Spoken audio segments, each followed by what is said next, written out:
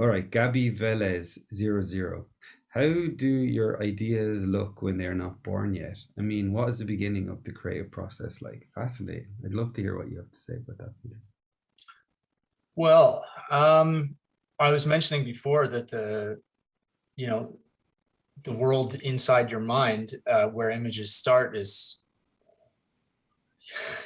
it's only the final image that is where you can see my effort to translate where they are before they're born. I can't explain to you what they look like in my head besides drawing. But how the creative process begins, I mean, sometimes it begins with something that arises um, before or beneath, the conscious process, where something just starts happening in your head and that's the driving force. Um, but sometimes it's just necessity. Somebody says, I need this and that thing. I need this problem solved with a drawing. And then it depends on the project, but I start thinking about things like, what size and shape does this thing need to be? I might draw a box on a piece of paper. I might say, okay, I don't see any images in my head yet for this piece of text, for example. So let me dig into this piece of text and try to find some. Sometimes it's really hard. Like sometimes you have to invent some kind of new game you've never used before to try and pull something out of this assignment.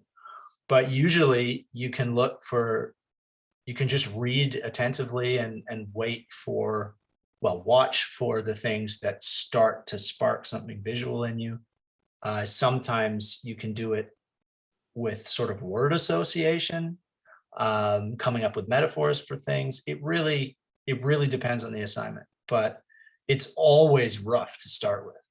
One of the things I would always say is never, when you're really trying to do your best piece, never get caught up in a detailed drawing at the beginning.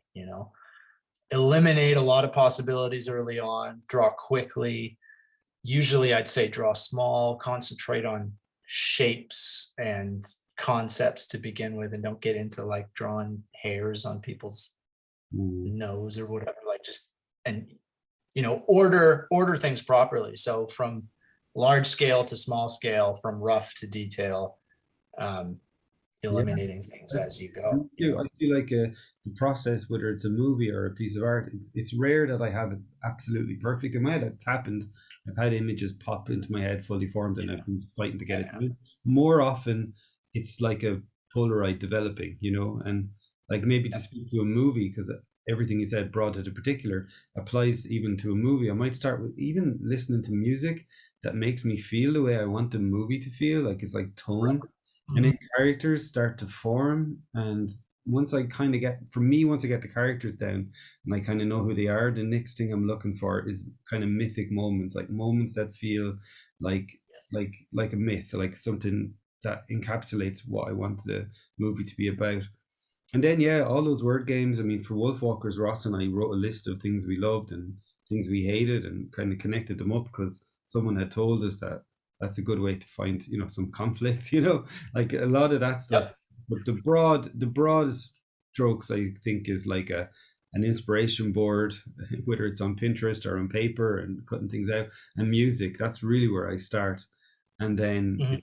it starts to become clearer, and bit by bit it becomes clearer. Yep.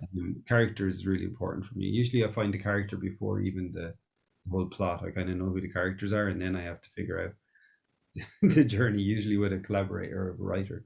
So yeah, Mhm. I do. I think the main thing I would say to people is that it's very broad, kind of grabbing pieces that inspire you and trying to pull them together. Yep. Unless you're lucky and you get one of those, I want to see Right.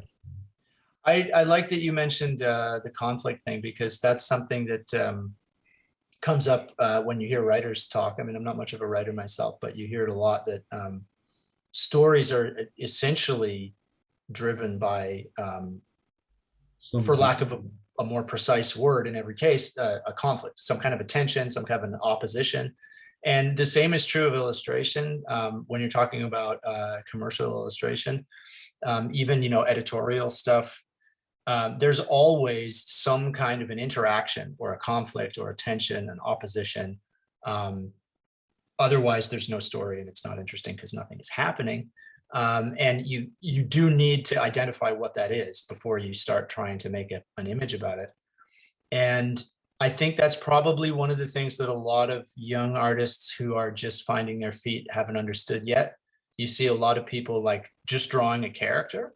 Mm. And it's like, it's great. You got to learn how to draw characters. But if you want to go somewhere with it, you have to understand, okay, character plus what, you Mm. know, plus some kind of a life experience, plus another character, plus a setting.